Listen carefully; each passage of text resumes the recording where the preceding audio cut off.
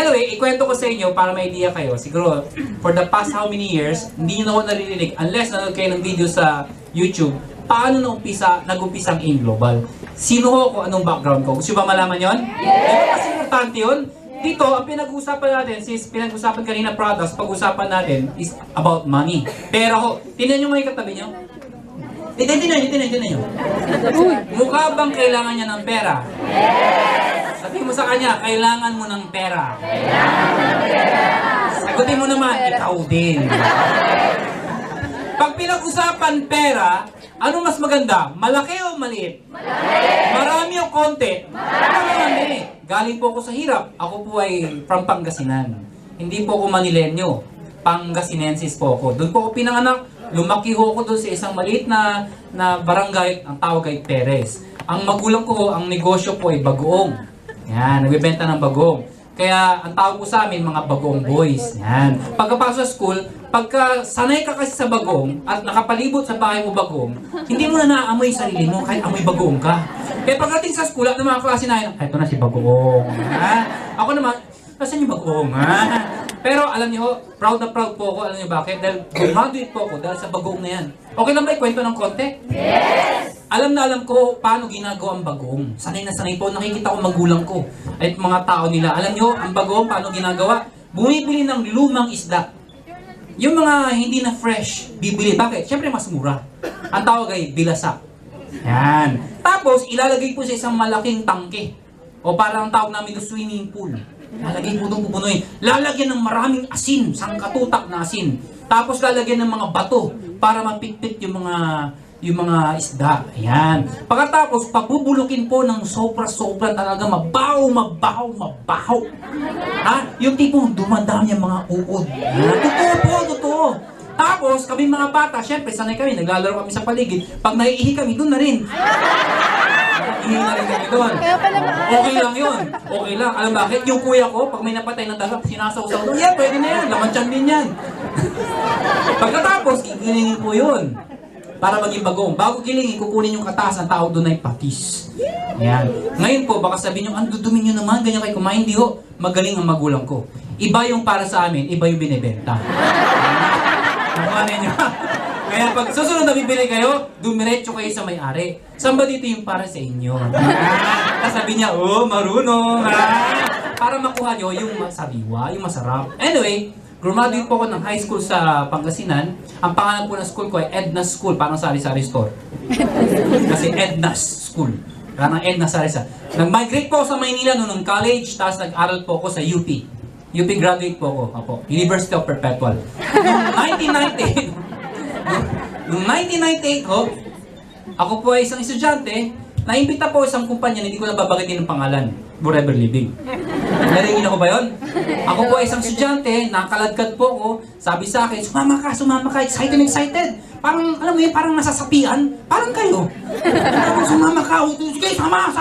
Pagdating po na seminar, ganito rin ho, maraming tao. Yung speaker, in fairness sa speaker, ang galing ko. Ang pinag-usapan, pera. Hindi naman ako kumukhang pera. Pero alam mo yun, pagka ikaw graduating o fresh graduate ka, tapos ang course ko ay physical therapy, syempre hindi ka naka-mindset sa marketing, hindi ka naka-mindset sa negosyo. Ang mindset mo, kung ano yung course mo. Syempre gusto mong itapusin yun. Mga kaibigan, pinag-uusapan pera. Yung mga tao, baliw na baliw talaga. Yung kaklase ko, yung nag-imbita sa akin babae, parang yung ganun sa tuhod ko. Di ba? Maganda, di ba? Ginagano tuhod ko. Oo, maganda. Yung mga tao, baliw talaga. Pag tinatamas pero sino gusto yumaman? Mga tao, kami. Nagbaliw yung mga tao talaga. Ako, syempre, first timer, walang pakialam sa kanila. Eto na ngayon. After ng seminar, tinanong ko, interesado ka ba? Oo, maganda. Maganda ba yung negosyo? Oo, maganda. Maganda yung produkto? Oo, maganda. Sasali ka? Hindi. Batid sa akin. Sabi niya sa akin, babalikan kita. Hindi ako sasali. Bakit? Una, estudyante. Pangalawa, wala ako sa mindset ko. Hindi yung incline ang pag-iisip ko sa ganitong klase negosyo. At ang pinakamalala dito, syempre, negosyo, kailangan may pera ka. Wala naman akong kapera, pero estudyante ako. To cut the story short, hindi po ako sumali. Yung taong nag-imbita ko sa akin, July of 1998, hindi ko makakalimutan to. Ito ang nagpabago ng buhay ko. Unang cheque niya, tumanggap po siya, 1,100 pesos. Excited! Hawak cheque! Pinapakita sa akin, layo pang tingnan mo, ginagawa sa, teka lang, 1,100 pesos. Tinignan ko siya. Siya, lalaki mata, malaki, di ba? Malaki, di ba? Yung mata lumalaki. 1,100, hindi ako nababaliw. Alam mo sabi ko sa kanya, malaki pa sweldo ng katulong. Tumuloy siya, ako hindi. August of 1998, tumanggap po siya, 4,000 pesos. Mga kaibigan, nung 4,000 tinanggap niya, in-explain ko sa kanya, 1 plus 4, 5,000. Tayo, graduating student. Pag naghanap tayong trabaho, baka isang buwan lang natin yan. Sabi nila, hindi. Sa negosyo, mag-upis sa maliit, bago yan lumaki. Hindi ka tulad sa employment, pag sinabi mong 10,000, magbalik-baliktad ka man, 10,000 lang yan. Lumaki man yan, maliit lang. Nakuha niyo yung point ko? Sabi sa akin, bahala ka, tumuloy ka. September of 1998, tumanggap po siya. 12,000 pesos. Mga kaibigan, nung tumanggap siya ng 12,000, tumahimik na ako. Alam niyo kung bakit? Wala akong pera eh. Pag ganyan tayo mga Pilipino, kung siling wala, siya yung kala mo kung sino. Totoo, tinan niyo yung katabi niyo. Tinan niyo. Pag maporma yan, walang pera yan. Yan ang Pilipino, puro dating, walang. Lalo yung may mga kasabi dito, pupusta ako. Peke yan. Teka lang ha, baka may natatamaan ha. Kung kayo po'y tinatamaan, please lang po, hindi kayo pinapatamaan ko, yung katabi niyo. 12,000, 1998, malaki maliit. Malaki maliit. Malaki po ito sa isang estudyante, first time, part time. Malaki po ito. Sasali ako hindi? Sasali ako hindi? Hindi. Alam niyo bakit? Malaki ho yan. Noong 1998, malaki ito. Eh, ba't di ako sumali? Kasi bali-baliktarin man natin to. Sales pa rin po ito. At ang prinsipyo ng sales, nobody gets paid when there's nothing sold. Ibig sabihin, kikita ka lang pag may benta. Ibig sabihin, pag wala ka na benta, wala kang kita. Tinanong ko sa kanya, next month, wala ka mabenta, may kita ka wala? Sabi sa akin, wala, kita mo na. Unreliable income. Hindi ka sigurado kung may kita ka wala. Hindi ka tulad pag ikaw may trabaho ka, pumasok ka lang, 15 at 30, sigurado may sweldo. So siya tumuloy, ako hindi. Dito nagbago. October of 1998. Tumanggap po siya. 52,000 pesos. Mga kaibigan, kaklasiko ito. Babae. Nakapalda, ang layo pa lang, nagtatatalon. Hawak cheque. Tingnan mo! Tingnan mo! Gumaganon yung palda, oh. Hindi ko alam kung titignan ko. 52,000 pagkakita ko, baliw na baliw ako. Bakit? 52,000. Kung totoo to, napakalaking pera nito. Lahat ng balahibo ko tumayo. Subukan nyo makilibutan kayo. Lahat ng meron sa akin tumayo. Brad, ha? Huli ko yung ngiti mo, iba eh. Sabi nyo, huli kita ha, kita ko ha. Biro lang. First timer ka ba? First timer ka ba? Abir tayo. Biro. Malumon, galing ka lang. Bumawi. Mamaya bigyan kita. Dito na sa mga kaibigan. Alam mo, baliw na baliw ako. Totoo ba ito? 50,000? Alam, maduda akong tao eh. Di ba, may mga taong ganun? May nakatawa ng cheque, pinanood mo ng kung ano, pinakita mo na lahat. Alam mo, hindi ganito sabihin. Totoo ba yan? Ganun mo akong tao. Sabi ko sa kanya, kung talaga totoo yan, in-cash mo, cheque tumatalbog. Hindi pa yan pera. Sabi niya sa akin, samahan mo ako, in-cash natin. Sinamahan ko sa may BPI, sa may Green Hills. First time in my life, makapasok sa bangko na punong-puno ng tao. Ang haba ng pila. Alam mo yung teller? Di ba, yung teller may pila? Yung pila ho, hindi diretso. Paikot na ho. Ganun karaming tao. Sabi ko, daming tao dito. Sa pansin ko, magkakilala, nagtatanungan. Magkano check mo? Ikaw, magkano check mo? Tanungan. Tapos sabihin isa, bumaba ako eh. 48,000. Anong yabang? Bumaba pa daw, 48,000. Magkakilala. Pansin ko, may mga first timer na katulad ko. Nagmamasid-masid lang. Feeling ko, pinagkakaisahan kami. Parang minamindset lang kami. Hindi ko kayo kilala. Ito, kilala ko, klasiko. Ito, babantayan ko. Pila. Habang papalapit sa teller, kinakabahan ho ko. Bakit estudyante ho? 52,000, 1998, napakalaking pera. Totoo ba to? Habang papalapit, yung puso ko, kung ito yung pila, wala ako sa pila. Yung kaklase ko nakapila, natural, wala akong cheque, ba't ako pipila? Sinasamahan ko lang siya. Papalapit. Ito na kinakabahan. Lahat naman, wala nagre-reklamo. Lahat natatanggap naman. Nung inabot niya yung cheque, hiningan siya ng ID, sabi ko, totoo na to. Binaliktad yung cheque, tinatakat, pinasok sa validating machine, pinapirmahan, sabi ko, totoo na to. Tapos kumuha ng 500 na bundle ng ganyan kakapal, pinasok doon sa, alam mo yung machine na bibel, gano'n, sinabayan ko, 52,000! Inabot sa kaklase ko, hindi ko napigilan sarili ko. Kahit pala negative ka, pag nakita mo gano'n, hindi mo mapipigilan. Sa harap ng teller, sa harap ng maraming tao, hinawakan ko sa lisan, galing mo! Ang galing mo! Ha? Hindi ko napigilan sarili ko. 52,000! Hinugot yung 2,000. Sabay, para sa'yo. Baliw na baliw ako. Bakit? Wala akong ginawa. Sinamahan ko lang, may 2,000 ako. Isa lang sinabi ko, kung kaya niya, kaya ko. That night, hindi ako makatulog. Nasubukan hindi makatulog? Eh, kahit anong gawin posisyon, hindi ka makatulog. Alam niyo ba't di ako makatulog? Hawak ko 2,000. Siya 50. Makatulog ka? Ha? Katulog ka? Ituloy niyo. Eh naman. Kaibigan, kinabukasan, season na to. Kinabukasan, may laway ko, nasa loko, buti na nasa loko. Sakto sa daliri ko. Baba mo yan. Saan ako? Kinabukasan, sabi ko sa kanya, anong gagawin mo sa 5,000? Automatic ang sagot niya, ka-shopping ako. Sabi ko, sige, samahan kita. Bakit? Baka makascore pa. Ito na ngayon, Robinson's Galleria. Ang aga-aga ho. First time ko pumunta. Akala ko bukas na ng alas 7. Alas 7 pa lang, ba't walang katao-tao dito? Naabangan ko talaga, ito na ngayon, alas 10, dumating na. Eh wala pang cellphone nun. Wala, talaga tiis lang. Sige! 50,000 dala dito. Ubusin namin to. Eto, pagpasok. Ala, pila kagad, kuha kagad ng mga damit, tapos paglabas sa fitting room, bagay ba? Ako naman, bagay. Ha? Susot ng mga sapatos, bagay ba? Bagay. Tapasin ko, puro sa kanya, wala sa akin, ha? Pagpasok niya ng fitting room, takbo ko. Kumuha din akong polo. Inabangan ko paglabas siya, bagay ba? Sabi niya, hindi, pangit. Wala na, hanggang doon lang pala ako. Sinamahan ko lang matapos. Batit ako, sila sinabi ko. Kung magagawa niya, magagawa ko. Anong ginawa mo? Sabi niya sa akin, naniwala ako at nag-imbita. Yun lang pala. For 1 year, lahat ng barkada, kaibigan, kamag-anak, kaklase, lahat na naging girlfriend ko, naging boyfriend ko, pinagsama-sama ko lahat.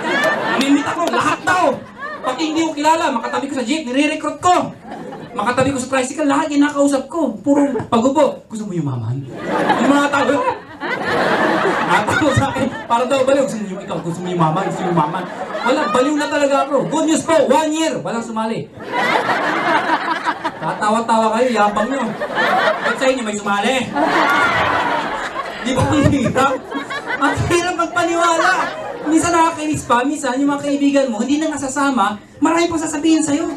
Yun ang mas masakit doon. Ang mas masakit pa nito, yung na-experience ko, minsan na isasama ko. Eh syempre, di ba, sinama mo, nagutom, papakainin mo pa. Minsan okay lang yun basta umattend, di ba? Eto masakit, umattend naman. Tapos, pumapalakpak, di ba, sarap ng feeling? Yes, pumalakpak, yes! Tapos, sino sa iyo mama, tumataas sa kamay, yes! Tumasang kamay, yes! Pinakain mo, masarap ba? Yes! Pagkatapos, sali ka, hindi! Ginawa mo na lahat. Tawa-tawa ko, di ba ganun din kayo? So mga kaibigan, what happened, after 1 year, gusto ko na mag-quit. Na-experience ko yung feeling nung, ewan ko nangyari sa inyo to. Hindi yata para sa akin to. Alam mo, nagda-doubt ka na? Siguro, in-excite lang ako na mindset lang ako, pero hindi ito yung swerte ko. Nangyari po sa akin yan. Alam niyo, lalo na kausap ko nanay ko. Alam mo sabi nanay ko? Anak, sayang yung kurso mo. Tapusin mo yan. Sayang lang yung pinag-aral mo. Pag narinig mo nanay mo ganyan, talagang bibigay ka talaga eh. Opo. Eh, so wala ka marikot? Opo. Wala na talaga. Kinausap ko yung sponsor ko, yung kaklase ko, sabi ko, mag-quit na ako. That time, after 1 year, 100,000 per month na siya. Ako bokya. Sabi ko talaga hindi para sa akin. Siya 100,000, ako zero. So wala sumasali. Alam mo sabi niya sa akin? Sabi ko mag-quit na ako. Alam mo sabi niya sa akin? Hindi mag-quit ka. Di ba tayo mga Pilipino, gusto natin yung binibaby tayo? Yung, wow, tumuli ka. Yan ang inaabangan ko, yung bibibihin ako, yung, halika, pakainin kita. Yan ang inaabangan ko. Sabi sa akin, mag-quit ka. Bakit? Eh, anong gagawin mo pag nag-quit ka? Doon ako nag-isip. Oo nga, no? Hanggang ngayon ho, iniisip ko yun. Kung hindi ako tumuloy, hindi ako nagseryoso, sino kaya ako ngayon? Malamang empleyado, hindi ko alam. Ahente, ewan ko. Artista, ewan ko, hindi ko alam. Malamang bang buhay? Pero sa simpleng desisyon na ginawa ko sa buhay ko. Sabi ko, oo nga no, sige, total, 1 year lang naman. What if 1 more year? Wala namang mawawala. 1 more year, sabi ko. Pero this time, ibibigay ko lahat. Yung yung bayad naman, masyado excited naman yan. Hindi ka agad na bayad ko eh. Sino yun? Ay, ko ba? Sinabi ko lang bayad, kiss na kagad. Sa kanya lang yun. Eh, asan ako? Ha? Ayun, sabi ko 1 more year. So this time, pinag-aralan ko yung sistema. Naniniwala ba kayo sa sistema? Yes. Lahat ng bagay ay may sistema. Parang ganito, ang church, may sistema. Bawat church may sistema. Ang government, may sistema. Ang katawan ng tao, may sistema. Di ba? Circulatory system, skeletal system. Ano mang sistema ang hindi maayos, nagkakaproblema. Sa pag-aaral, parehong school, parehong libro, parehong teacher. Bakit may pumapasa, may bumabagsak? Nakuha niyo ako? Nasa sistema na pag-aaral. Nakuha niyo ako? Ayan. So, ibig sabihin, ang negosyo may sistema. Ito ho ay may sistema. Kahit hindi ka marunong, pwede ka basta alam yung sistema at gagawin yung sistema. So, madaling salita, after 1 year, nakapag-imbita din po ako. 247. Marami konti. Gano'n ka baliw. Ilan ang sumali? 27. Tawa-tawa kayo. Subukan ninyo. Yan 27 na yan, after 5 years, naging 200,000 po yan. Nakuha niyo ako? So, ituloy ko yung kwento ko. Hindi ko papain, yung shortcut lang. Naka 6 years po sa kumpanyang yun. Forever Living. I was one of the youngest millionaires club. Na-hit ko rin yung highest position. Nung nalaman ko yung sistema, tinuloy-tuloy ko lang. Parang ganito yan. Pag marunong ka na mag-bike, marunong ka na mag-swimming, gusto mong gumaling, huwag kang hihinto. Mag-bike ka lang na mag-bike. Yung iba kasi, natuto mag-bike. Nakuha niya ako, alam na, uy, ganito palang pag-bike. Kaya lang, kahit alam na, tinatamad minsan. Minsan, ay alam ko na yan, sawa na ako. Alam ko na yan, kahit nakapikit ako, kaya ko mag-bike. In effect, dahil sanay na, sawa na, hindi na tinutuloy. Mas marami pa yung pahinga. Sa negosyo, sa ganitong klase negosyo, kahit alam mo na, ang OPP, master mo na, huwag kang malulungkot, huwag kang hihinto. Tuloy-tuloy excitement mo. Kailan ka hihinto? Hindi ka hihinto. Ito negosyo mo, ito magbabago ng buhay mo, hihinto ka. Tama. Nakuha niyo ako? Yes. Walang sawaan. Ako ilang taon ko nang ginagawa to. Hindi ako nagsasawa. Nakakalimutan lang. Pero mga kaibigan, ang point ko, pag nalaman mo yung sistema, please lang ho, pag nasa sistema mo na, huwag mo nang tanggalin. Parang ganito yan. Pag sinugatan ng katawan ko, ang lalabas complete. Nakuha niyo ako? Ayan, nasa sistema na. Yung parang ganito, pag-isip mo sa umaga, anong unang yung ginagawa? Nung wala kayo sa Global, anong unang yung ginagawa? Siyempre, mag-pray muna. Ay, iba, anong ginagawa? Kakain. Ha? Kakain. Diba? Walang ka-excitement. Pag may pasok, parang, trabaho na naman. Nakuha niyo ako? Pag may nakita kang kakilala, kakilala ko yan. Pero nasa Global ka, pag gising mo, pray ka kagad, tapos, excited ka. Lagi may bagong umaga. Nakuha niyo ako? Dahil nasa sistema mo na. Parang gato na lang. Nangyari na ba sa inyo mga members, yung araw na parang feeling mo, hindi kumpleto pag di ka nakapag-aim global? Yes! Tapos pag pinuntahan mo mga kaibigan mo din nag-aim global, pag hindi pinag-uusapan yung mga pangarap, mga hindi pag taga-aim global, hindi pang aim global, parang bubore ka na sa kanila. Yes! Parang hinahanap mo yung aim global, ang gusto kong topic eh. Yun ang sinasabi ko sistema. Pag nasa sistema na, hinahanap-hanap mo na. Tingnan nyo yung katabi nyo, tingnan nyo. Tingnan nyo yung mata, tingnan nyo yung mata. Pag ang mata niya, ganito yung tsura. Wala pa sa sistema yan. Ha? Pero pag ganito ang mata, ayan, baliw na yan, payaman yan. Ha? Nakuha niyo ako? Tingnan nyo. Tingnan nyo. Sabi niyo so. Anyway, so naka 6 years po ako doon. I was one of the youngest millionaires club. Kumita ako ng 18 million 6 years. Pwede na? Yes. Pwede na. After 6 years po, umalis po ako sa kumpanyang yun. Sumali na ulit ako, na naman ako sa kumpanya. Hindi ko na siguro banggitin. Pero for the sake na marinig nyo, hindi ko pinagyayabang, hindi ko naman kinakahiya. At least pinagdaanan ko. First quadrant, narinig niyo ba yun? Yes. Yan, 1.2 million kinita ko doon. Pwede na. 6 months ho, 1.2 million. Pwede na. After 6 months, umalis po ulit ako doon. Nag-join naman sa kumpanya. IPIC, abbreviation na lang ho, IPIC. Doon ako nakaipon ng malaking pera. Alam niyo bakit? 12 million ho ang kinita ko in 1 year. Yes. Grabe, ano? Grabe, ano? Grabe, ano? Sabi ka, buhay-buhay ka usap. Sabi ko, 12 million, 1 year, may tsura lang. Parang gusto sabihin sa akin, ano ngayon? 1 million a month. Maniwala ka hindi, totoo yun. Hindi ako pwede magsinungaling, may ari ako eh. 12 million, 1 million a month. After 1 year, umalis po sa kumpanyang yun. Kung ikaw, bago-baguhan ka, isusabihin mo sa akin, kung talaga kumikita ka, bakit palipat-lipat ka? Tama mali. 1 million na alis ka pa? O ito sagot ko, hindi ka malilipat kung sarado na. Siraulo ko na lang kung mag-isa ka, di ba? Aalis ka. Pangalawang tanong mo, alam mo nang sasara, sali ka pa rin ng sali. O ito sagot ko, dahil wala akong makitang negosyo o pagkakakitaan na maliit ang puhunan, malaki ang kitaan. Hanggang ngayon ho, wala ho talaga. Wala po talaga. Kaya mga kaibigan, yun ang nagustuhan ko sa negosyo to. 2006. Actually, to be exact, 2005. End of 2005. Nakita ko kami ni Dr. Ed Cabantog, Francis Miguel, at saka ko. Nagkasama, mga top distributor po ng ibang kumpanya. Nakita-kita kami. Alam mo sabi namin, maganda ang network marketing. Ang problema ho, sirang-sira na ho. Bakit? Pag sinabing networking, pag pumunta ka sa ibang mga kaibigan mo, ano mga reaction? Alam ko na yan, pyramid yan, recruit, wah! Diba? Ang dahil marinig, masasakit na salita, maririnig mo. Siyempre, pag ikaw, member ka, parang minsan nakaka-degrade. Ganun ang feeling. Kami, believe kami tatlo. Ang problema, ganun ang sistema. Sabi namin, sali tayo na sali sa mga kumpanya nagsasara. Ba't di na lang tayo magtayo para di na magsara? That was the idea way back 2005. So we've decided, kasi kami, sumasali kami sa kumpanya. Sali kami. Siyempre kami speaker, kami humaharap. Kami nakikita ng tao. Nakuha niyo ako? Nakapasali namin yung mga tao dahil sa amin. Lumalaking kumpanya dahil din sa amin. Ang problema, yung mga may-ari, pagkatapos kumita, anong gagawin? Isasara yung kumpanya. Magbilang ka ng ilang buwan o taon, magbubukas ulit. Huwag ka magtaka, sila rin ang may-ari. So ginagamit lang kami. Sabi namin, sali tayo na sali. Eh sino ba yung nagpapalaki? Di ba tayo?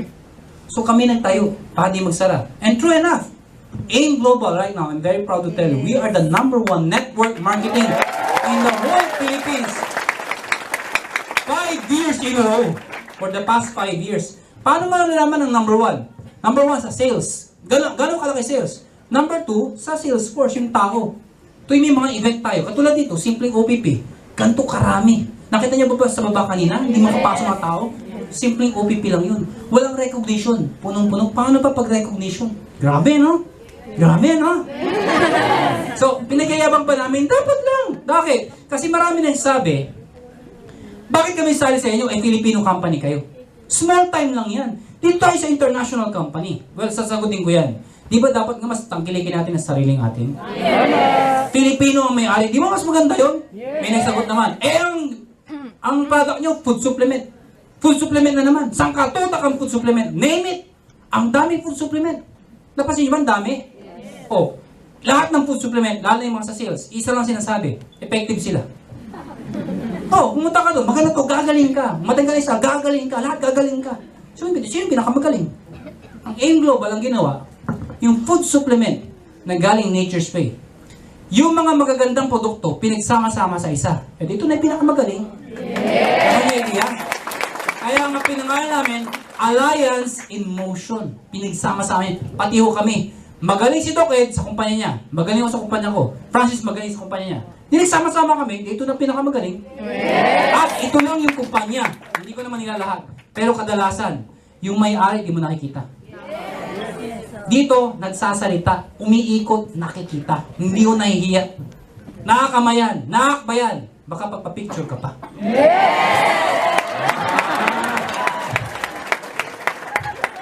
Init. Napawisan na ba ako? Diba? Asan na ako? And then, tinayo namin ang AIM Global 2006. Ang binigay sa amin is 20 million worth of products, kota ho namin from Nature's Way. Sagutin ko yung mga possible questions nyo. Sabi mo, tangkilikin ang sariling atin. Bakit hindi product ng Filipino binibenta nyo? US product ang Nature's Way. Ayan. Siyempre sabihin niyo, oh, niloloko mo kami, sabi mo, tangkilikin ang sarili natin. Well, mga kaibigan, ang sagot na ganito. Pag pinag-usapan food supplement, tanggapin po natin, hindi po tayo kasing galing ng mga products ng Nature's Way. Nakuha niyo ako? Mas magandang product sila. Mas maraming certification, mas maraming awards. Plus, kung tayo, produkto natin, hindi natin minamali, malunggay herbs. Ha? Ano pa? Ampalaya. Yan. Okay yan. Hindi ko sabi pangit yan. Maganda ho yan. Pero dali mo sa ibang bansa, hindi ito tangkilikin. Bakit? Made in the Philippines. Point. Paano siya magiging international competitive? Nakuha niyo ako? Nature's Way ang kinuha. Bakit? Kahit saan mo dali sa buong mundo, tatangkilikin, tatanggapin. Kasi maganda yung produkto. Nakuha niyo yung point ko?